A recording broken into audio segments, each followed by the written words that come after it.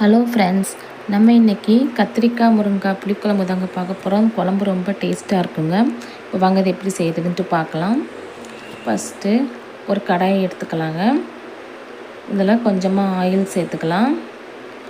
கடுகு சேர்த்துக்கலாங்க. கடுகு நல்லா பொரிஞ்சதுக்கப்புறமா வெந்தயம் சேர்த்துக்கலாம். வெந்தயம் நல்லா செவந்து வந்ததுக்கப்புறமா ஜீரகம் சேர்த்துக்கலாங்க.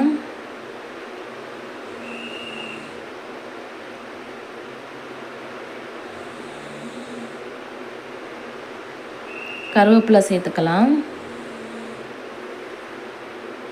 கூடவே வெங்காயம், சின்ன வெங்காயம் தாங்க சேர்க்கணும், அப்போ தான் டேஸ்ட்டாக இருக்கும். வெங்காயம், ஒரே ஒரு தக்காளி சேர்த்துருக்குறேங்க. இது எல்லாத்தையும் சேர்த்துட்டு நல்லா வதக்கிக்கலாம்.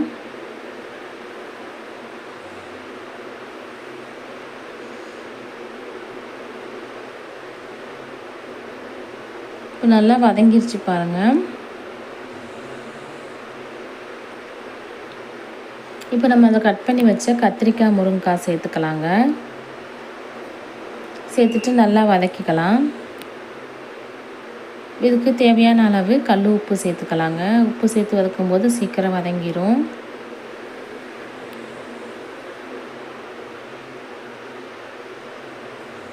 இப்போது இதில் 1/4 ஸ்பூன் மஞ்சத்தூள் சேர்த்துக்கலாம். 1 ஸ்பூன் மிளகாய்த்தூள் சேர்த்துக்கலாங்க. உங்களுக்கு காரத்துக்கு ஏற்ற மாதிரி மிளகாத்தூள் சேர்த்துக்கோங்க.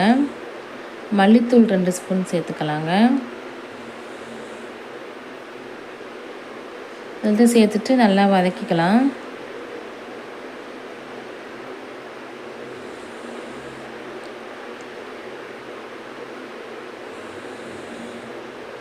இப்போ புளிக்கரைசல் சேர்த்துக்கலாங்க. சேர்த்துட்டு தேவையான அளவு தண்ணி ஊற்றிக்கலாம்.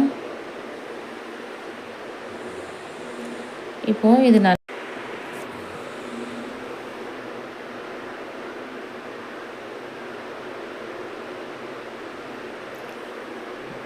இப்போ நல்லா கொதித்து வந்திருக்கு பாருங்கள்.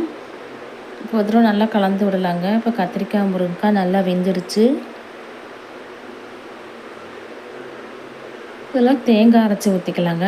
வெறும் தேங்காய் மட்டும் தான் சேர்த்துருக்கேன். தேங்காய் கொஞ்சமாக தான் சேர்க்கணும், அதிகமாக சேர்க்கக்கூடாதுங்க. தேங்காய் அரைச்சி ஊற்றிக்கலாம். கொஞ்சமாக தண்ணி சேர்த்துட்டு நல்லா கலந்து விடலாங்க. அது நல்லா கொதித்து வரட்டும்.